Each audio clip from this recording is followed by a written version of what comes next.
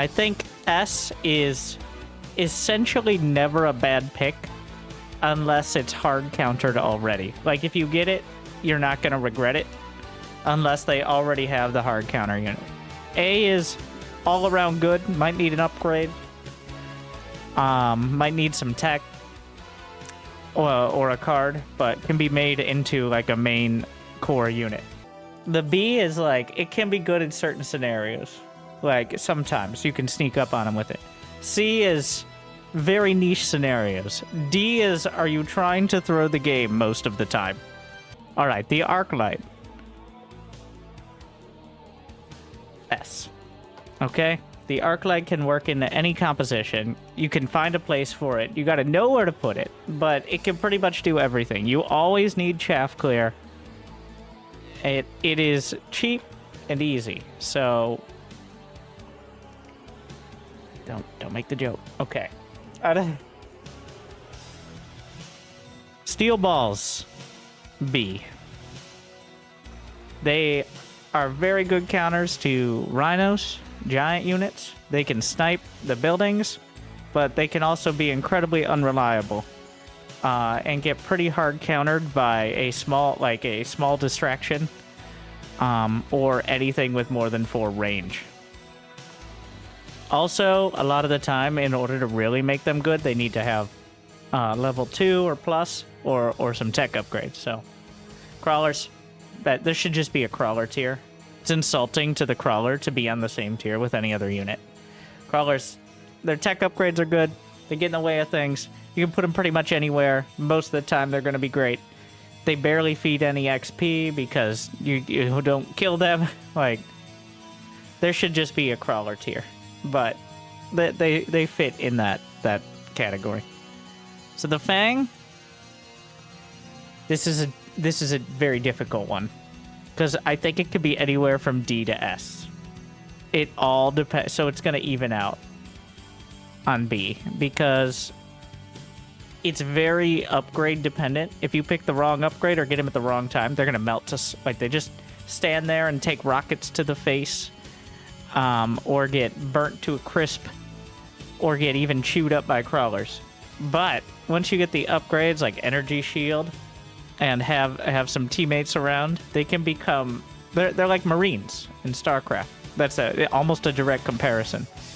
Unupgraded Marines with poor positioning are going to die horribly, but once you get them going, like so the Fortress.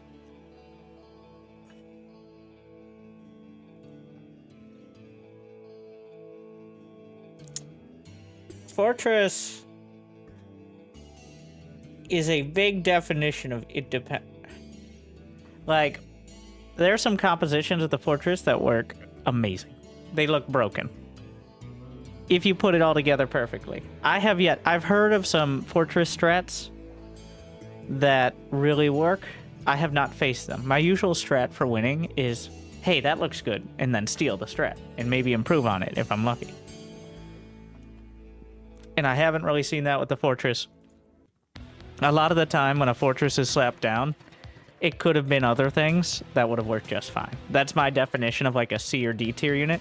It's not that it didn't work, but like almost anything would have. So this is apparently the old hacker, which the new model has more tentacles. The hacker is a really cool idea, but with very poor execution right now. So what we learned last night is when it hacks, say, a rhino. That's the main example. Is that rhino starts fighting for you, right? Okay, you hack the rhino. It gets XP! And then when it goes back to their side, no, you get XP when you hack the unit, but you don't get the XP of the unit doing damage. So you're helping level their units. Which means it's going to be harder to hack them next time. Like, and it doesn't hit up, and it's expensive to unlock. Yes, this is what I learned. I'm like, how did his rhino level up? I hacked him before he touched me. It's clearly a bug. Well, if it's a bug, That means it's definitely a D tier right now because it sometimes actively hurts you. Hacked unit, XP go to the hacker. You might have heard that from me, who wrongly assumed it because I thought it would be dumb if it didn't. But it doesn't, so D tier. The marksman. Solid A. Solid A. Has some clear weaknesses with, like, if you don't protect them well enough, they're not going to get the job done. But strong early game, mid game, and definitely a strong late game unit. They're just really good at their job. They're the best at it. Great range support, pretty cheap. A lot of utility upgrades too. Thank you, Matt, for the raid as well. Thank you, everyone. And then the melting point. So,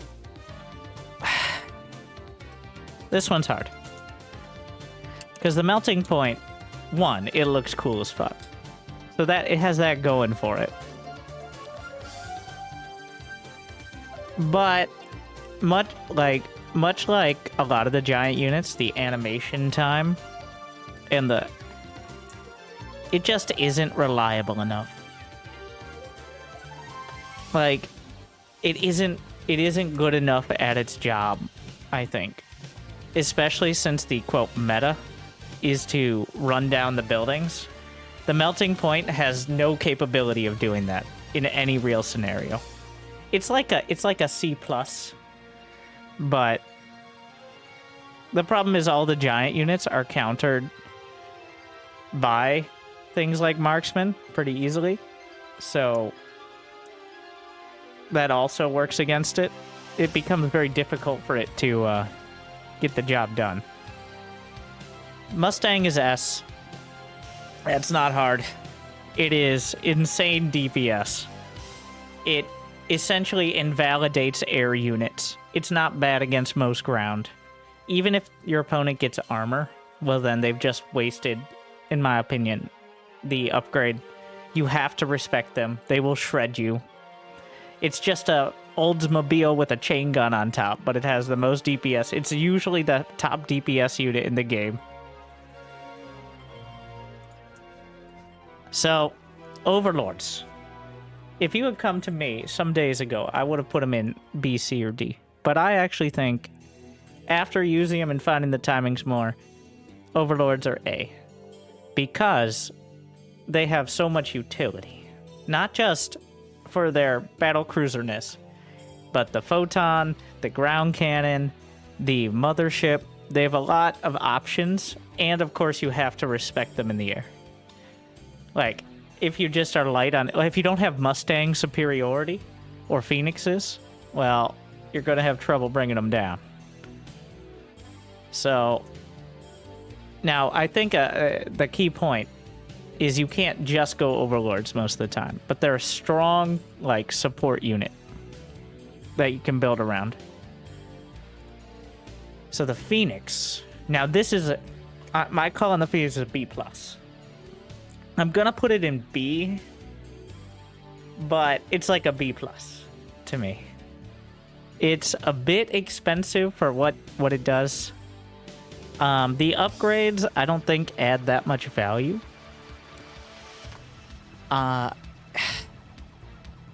They're good, but like not overwhelming, and they suffer from getting countered by Mustangs. Essentially, like Mustangs can eventually. Anything that is eventually going to be countered by Mustangs is hard to put, like, too high up, as it's encouraging them to build one of the best units. Okay. Mass Phoenix is definitely very fun. Yes, Phoenixes are fun. They're cool. But they're hard to make work as a reliable core unit. And then, well, we can't really see the unit portrait, but you know which one this is. That's the Rhino right there. I actually don't really, like, I don't think it's an S. Despite my like, you can't actually, most of the time, make it a core unit.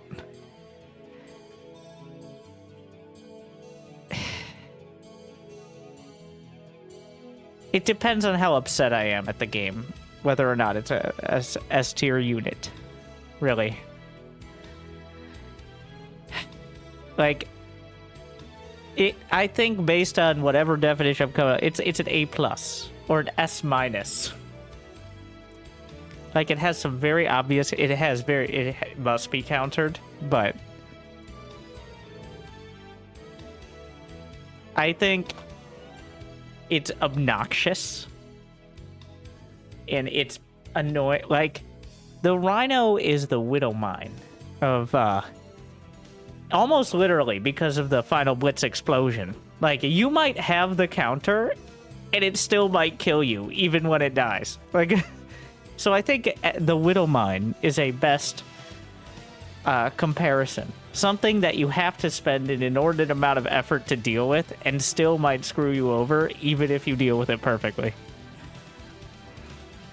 So the sledges were my favorite unit for a while until I realized they're not incredible at anything. They're an okay starting unit, and the main benefit of the sledges is just don't get upgrades, okay? Just don't, like, just basic, like, level 2, level 3, maybe. That's it. Just you don't put it, just let them do their job, which is be kind of tanky, decent, clear. Like, if you get it as a starting unit, I really have not picked sledges, like, outside of a starting unit in dozens of games. There's never a scenario where I'm like, I need sledges. Give me the sledges. But I'll take it as a starting unit, depending on the combination. Stormcallers are S tier. They force a response, mostly because they wipe out shields.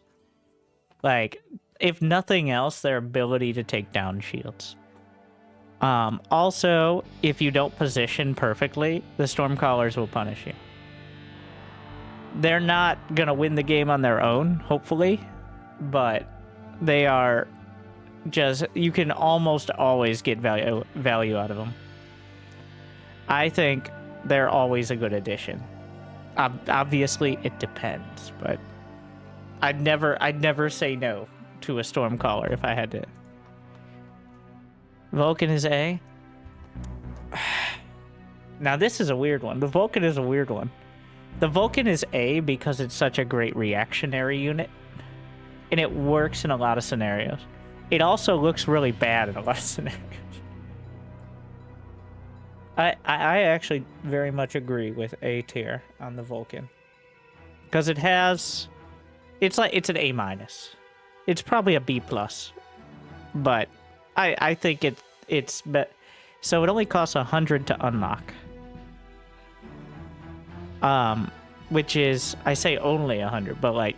the other giants cost 200. So it is a little cheaper to get on the field. And the base version is still okay at doing its job. Like, you don't need to upgrade it like it feels you need to do with, like, fortresses. B+, we're rounding up, okay? Also, partially because I think it looks cool. It gets bumped up because it looks good, all right? That's how you get by in my class.